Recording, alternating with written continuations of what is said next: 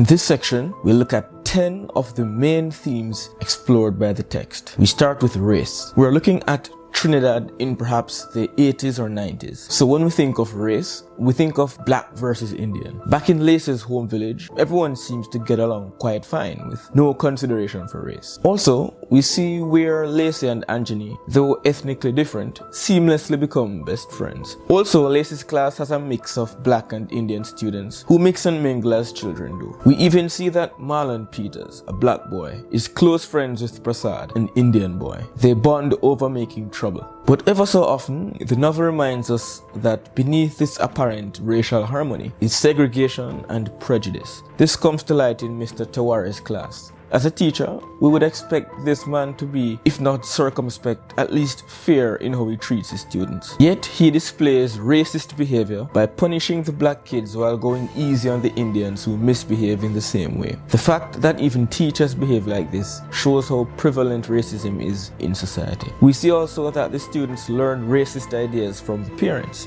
even though they express these ideas jokingly for now. Prasad's uncle said that he wants to go in South Africa and help them white people kill out nigger, while Marlon Peters' father said the only good coolie is a dead coolie. So students are repeating these horrific statements in jest, assimilating racist thoughts that will likely become ingrained as they grow. While the students understand that some white people in foreign countries are racist, they think that the prejudice and separation that happens within their own society is somehow a more acceptable or less severe issue. Even though the people of Balatir are generally harmonious, racism is still present there. Maharajin, an Indian woman, is the grandmother of Leroy's daughter, Charlene. The fact that her daughter made a Kilwal child, meaning half black, half Indian, was offensive to her. This shows Maharajin's disdain for black people and her unwillingness to accept them into her family. Ma, however, embraces Charlene, saying, "Yes, my Dougla baby, tell your nanny you're coming to live by your next nanny. You hear?" Here, Dougla, like Kilwal, means racially mixed, but Dougla is used affectionately, while Kilwal is used derogatively, much like coolie. Back in chapter 27,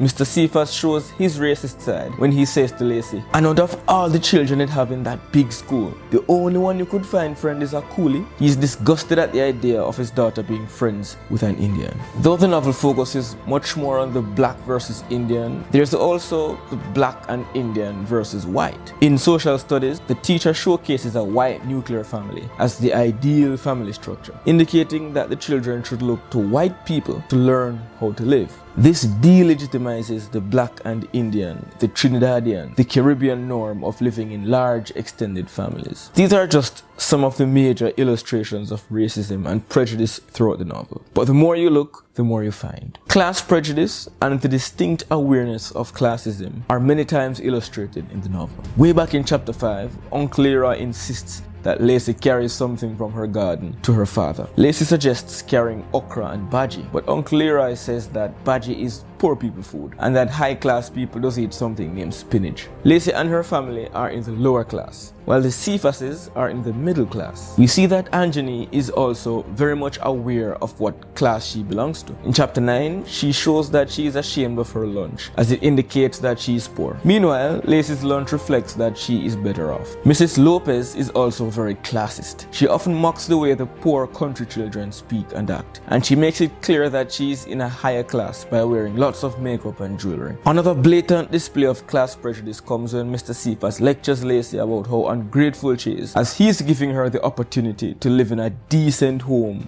a decent family. Lacey should be grateful to him for rescuing her from that low class hole between all those coolie and old nigger, those backward people with no ambition. Gender roles, sexism, and masculinity versus femininity are some of the most important considerations of this text. Mr. Cephas and Anjani's father and brothers show us that whether black or Indian, if you're a woman, you're a woman. And for these men, as well as for society on the whole, at least back in this time, being a woman means that your primary duties are rearing children and doing housework, whereas getting an education and getting a job is for men. This is clearly illustrated as Anjani's father refuses to give her money to attend attend school, saying she has enough education and should now focus on helping her mother at home. Similarly, even though Mr. Cephas is happy to support Lacey through school so he can boast about her, it is clear that he believes that a woman's duty is to serve a man and that men do not need to do housework, as that is a woman's job. He makes this clear in how he treats his wife and how upset he gets when he catches Michael washing dishes. The home ec teacher enforces the same idea as she forces the girls to work in the class while completely ignoring the boys. While Mr. Cephas and Anthony's father and brothers subscribe to the view of masculinity previously discussed, men like Pappy and Uncle Leroy show us what real masculinity is: the drive and ability to provide for, protect, and support one's family, not through tyranny and domination, but instead with compassion and respect. Also, while we see women like Miss Velma and Anthony's mother subscribing to these roles and being completely dominated by men, Ma shows us that a woman can mother a family whilst still being strong and assertive. And Ma Zelline shows us that a woman doesn't need to have children or a husband to live purposefully. While entirely escaping sexism is all but impossible for Lacey, she knows that securing a proper education will give her a good chance at living an emancipated life. Both Lacey and Anthony know that making it through secondary school is the only way they can be sure to stand a chance at living a life of independence, where they can be happy and fulfilled, and also help their families to rise out of poverty. Because of this, they do their best to persevere amidst the many problems they face. Unfortunately for Anthony, she sees no way forward through school, given the lack of support from her family, and this drives her to commit suicide. Getting an education was so important to Anthony that she decided that without one, life would be meaningless. Throughout the novel, we see that education is the key to emancipation, particularly for a woman. Even so, we see where Miss Velma, though educated, still ends up in the trap of servitude. Therefore, while education is important, one's own sense of self-worth and internal motivation to be independent are also critical in achieving an emancipated life. Mama Patsy immigrated to America so she can better afford to take care of her family. This is not strange to Caribbean people. In fact, it's a fairly common reality. Even though there may be financial benefits to immigrating, leaving one's child behind will obviously have negative consequences as well. Because Mama Patsy is not there with Lacey, she has to live with her father and stepmother, which causes her great distress. Also, Mama Patsy is not there to emotionally support and guide Lacey in this critical time of her life when she's facing peer pressure, prejudice, and other difficulties. Lacey has a strong sense of identity. She knows who she is and she's proud of where she's from. This self-knowledge enables her to stand her ground against discriminatory and small-minded teachers, focus on her dreams, and do well in school. This novel implores us to discover and embrace ourselves, our culture. Mr. Joseph does a commendable job of encouraging students to be proud of who they are,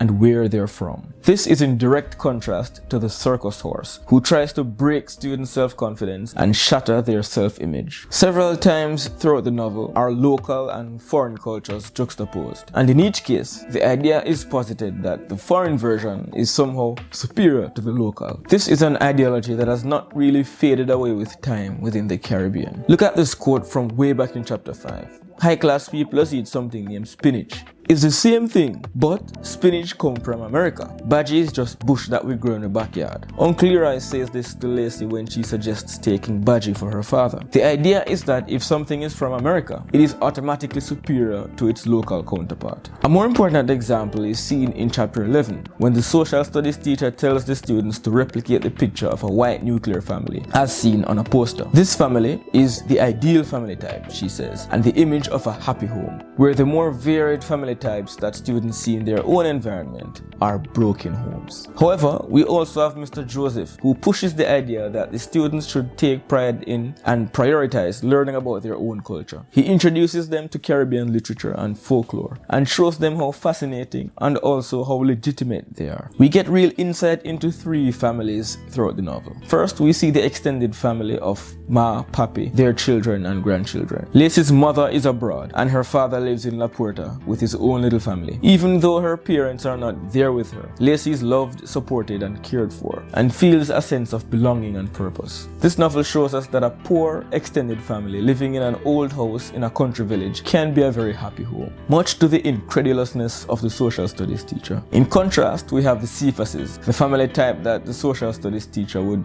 gladly approve of. Yet, ironically, and we'll get into this irony in the last section of the course, it is in the Cephas household that Lacey first experiences experiences what a broken home looks and feels like. The husband is domineering and abusive, the wife is silent and servile, and the children are miserable. We also see Anjani's family, where the mother is a slave, pretty much. The father and brothers go out to work and presumably are educated, and the poor daughter, Anjani, is forced to labor alongside her mother instead of sent to school. We see in the novel how different environments and adults directly impact the growth and development of children. For example, we see how intelligent, courageous, compassionate, responsible and confident Lacey is, and we can attribute this, at least in part, to her upbringing. We also see how her interactions with her father seem to derail her developmental progress, as she acts rebelliously and outrightly foolish in response to her new home environment. Compare Lacey, who has been raised by Ma, Papi and her uncles, to Michael, who is being raised by Mr. and Mrs. Cephas. Just as Lacey's positive home environment impacts her development positively, Michael's negative home environment impacts his development negatively. At 9, he cannot read. Also, when we meet him, he has no manners and never cleans up after himself. Neither does he clean himself very often. Anjani, instead of going with the flow for a home environment, goes against the grain and does her best to keep up with school, despite the lack of family support. Still, it is her home environment, her family, that is ultimately responsible for her eventual suicide, as no matter how hard she tries to keep up with her schoolwork, the oppression from her father and brothers and inaction from her mother cause her to give up on school and also give up on life. We see where Prasad's uncle teaches him to be racist, and so does Marlon Peter's father. Through their parents, they internalize the idea that blacks and Indians are in some way enemies. The story shows us how 5 different teachers impact the children emotionally, mentally, and psychologically. Mrs. Lopez, with her unceasing degradation, takes a toll on their self-esteem, enforcing the idea that they are not good enough and they will never make it through school. Mr. Tewari teaches them that it is okay to be racist, while the home ec teacher reinforces traditional gender roles. In contrast, Mr. Joseph and Miss Hafiz contribute positively to the students' development, teaching them to accept and be confident in themselves and their culture, and to be united and treat each other with respect. The entire novel can be seen as a glimpse into Lacey's journey toward her dream. Her ambition is to become educated enough to create a prosperous life for herself and her family. She also desires to make her family proud. It is because she's so determined to achieve all of this while she endures the burden of living with her father. Her aspirations also contribute to internal conflict. For example, she struggles between the desire to spite her father by doing badly at school and the fear of disappointing Ma and the others back in Balatier with a bad report. Anjani and Lacey share the same general dream, but Anjani has a more tangible vision of what she will become if she fails to achieve this dream. She will become just like her mother. In the end, she chooses to die rather than live a life where her dream is unattainable.